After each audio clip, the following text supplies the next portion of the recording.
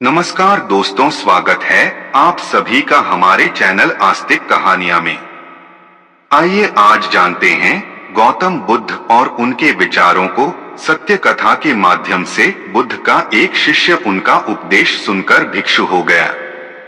वह एक दिन नगर में भिक्षा मांगने गया। नियम था कि 3 घरों में भिक्षा मांगी जाती थी। बुद्ध के लगभग सारे शिष्य युवक थे। ये भिक्षु युवक भी शरीर से गठीला और सुंदर था। एक तो वह यौवन के रंग में रंगा हुआ था, अर्थात तन में आकर्षण था। दूसरा मन पवित्र था, अर्थात मन में ईश्वरीय शक्ति भरी हुई थी। जिसका तन और मन दोनों सुंदर है, वह परमात्मा के निकट है। वह भिक्षु एक घर के सामने भिक्षा मांगने के लिए रुका। वह मकान वासवदंता नाम की एक वेश्या का था। वह भिक्षु की आवाज सुनकर तुरंत बाहर आई और द्वार पर देखा कि एक सुंदर नौजवान, जिसका शरीर गठा हुआ है एवं उसका मुख एक अलौकिक आभा से युक्त है। उसको देखकर ऐसा लग रहा था कि वह भिक्षु युवक शांति और आनंद में डूबा हुआ है।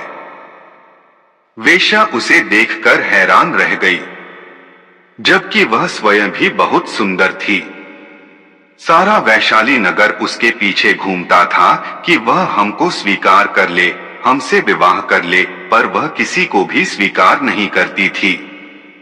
उस बलिष्ठ और सुंदर नौजवान भिक्षु को देखते ही वासवदंता उसे अपना दिल दे बैठी। उसने भिक्षु से कहा, घर के भीतर आओ, तनिक बैठो। भिक्षु ने इनकार कर दिया, देवी, मैं अभी नहीं आ सकता हूं। वेश्या ने कहा, भिक्षु कभी इनकार नहीं करते, कोई बुलाए तो जाना चाहिए। मेरे भवन के भीतर आओ। हे भिक्षु, अगर भीतर आओगे तो कुछ न कुछ तो पाओगे ही।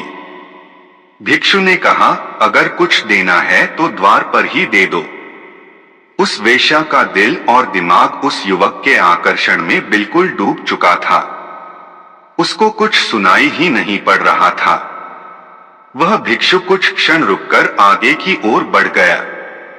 दासी ने आकर कहा, अब द्वार पर कोई नहीं है, भीतर चलो। वासवदंता को तंद्रा टूटी। वह बहुत दुखी और पीड़ित हुई।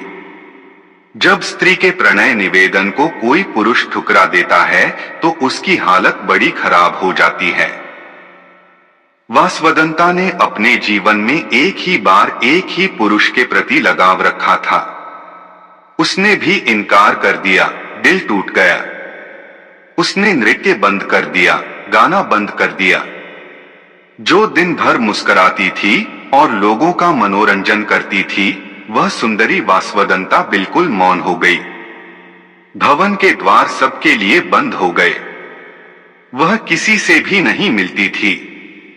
कई धनी लोगों के निमंत्रण आते थे, आओ हमारे उत्सव में खुशियां बिखेर दो, किंतु वह इनकार कर देती थी। एकांत को उसने अपने जीवन का साथी बना लिया।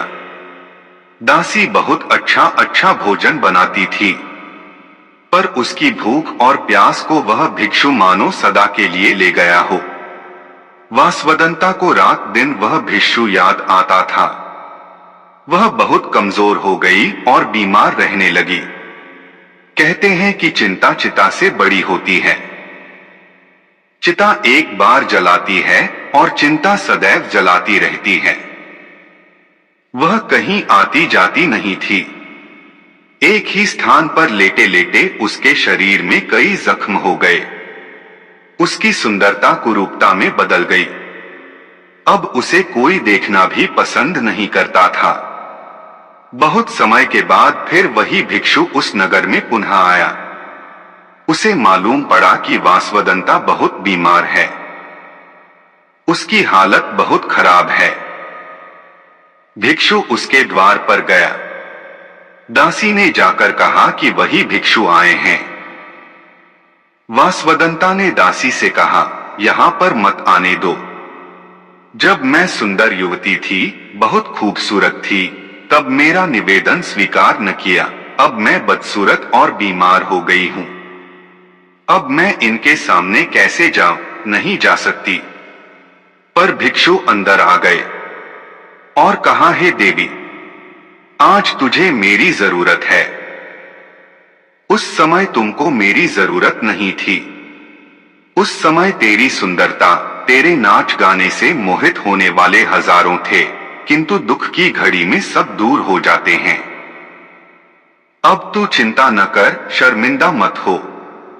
मैं तेरे पास रहकर तेरी सेवा करूंगा। भिक्षु ने पवित्र भाव से उसकी सेवा की। वासवदंता की वासना मिट गई। उसका विवेक जाग उठा। भिक्षु उसे बुद्ध के पास ले गए। उसने प्रार्थना की, मुझे दीक्षा दो। बुद्ध से दीक्षा पाकर वह भिक्षुणी हो गई। अपना जीवन पतित से पावन कर लिया। बुद्धं शरणं गच्छामि।